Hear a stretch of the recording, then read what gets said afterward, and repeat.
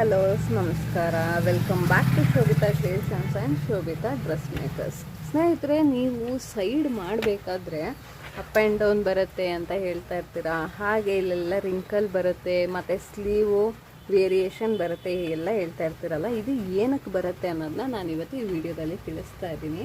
ನೀವು ಸೈಡ್ ಮಾಡಬೇಕಾದ್ರೆ ಫುಲ್ಲು ಒಂದೇ ಸತಿ ಸ್ಟಿಚ್ಚನ್ನ ಹಾಕಬೇಡಿ.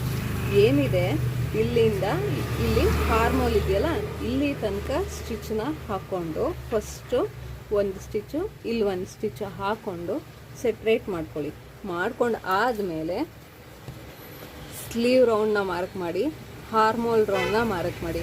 ಈ ಹಾರ್ಮೋಲಲ್ಲಿ ಏನು ವ್ಯತ್ಯಾಸ ಮಾಡ್ತೀರಾ ಅಂದರೆ, ಈ ಕಚ್ಚಾ ಈಗ ಒಂದು ಈ ಕಡೆ ಅಪ್ವರ್ಡ್ಸಿಗಿದೆ ಅಂದರೆ ಈ ಸೈಡ್ದು ಕೂಡ ಹೀಗೆ ಅಪ್ವರ್ಡ್ಸಿಗೆ ಇರಬೇಕು. ಈ ರೀತಿಯಾಗಿ ನೀವು ಮಾಡ್ಕೋಬೇಕು. ಒಂದು ಈ ಕಡೆ ಇರುತ್ತೆ, ಒಂದು ಈ ಕಡೆ ಇರುತ್ತೆ.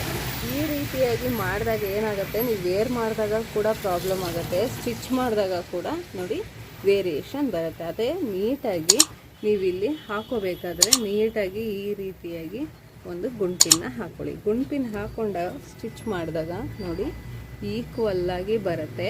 ಹಾಗೆ ನಿಮಗೆ ಎಲ್ಲೂ ವೇರಿಯೇಷನ್ ಬರಲ್ಲ. ಮತ್ತು ಕುಪ್ಪೆ ಬರೋದಕ್ಕೆ ಕೆಲವೊಂದು ಸರಿ ಏನಾಗುತ್ತೆ ಅಂದರೆ, ನೀವು ಇಲ್ಲಿ ಸ್ಟಿಚ್ ತೊಗೊಂಡಾಗ ಸ್ಟ್ರೈಟಾಗಿ ಬರಲ್ಲ. ಇಲ್ಲಿ ಒಂದು ಸ್ಟಿಚ್ ಬಂದಿರುತ್ತೆ, ಈ ಕಡೆಗೆ ಎಲ್ಲೆಲ್ಲೋ ಹೋಗಿರುತ್ತೆ. ಈಗೆಲ್ಲ ಕ್ರಾಸ್ ಎಲ್ಲ ಆಯಿತು ಅಂದಾಗ ಕೂಡ ನಿಮಗೆ ಬಾಡಿ ಫಿಟ್ಟಿಂಗಲ್ಲಿ ವೇರಿಯೇಷನ್ ಬರುತ್ತೆ. ಈ ಎಡ್ಜಸ್ಸಲ್ಲಿ ಕುಪ್ಪೆ ಬರೋ ಚಾನ್ಸಸ್ ಇರುತ್ತೆ.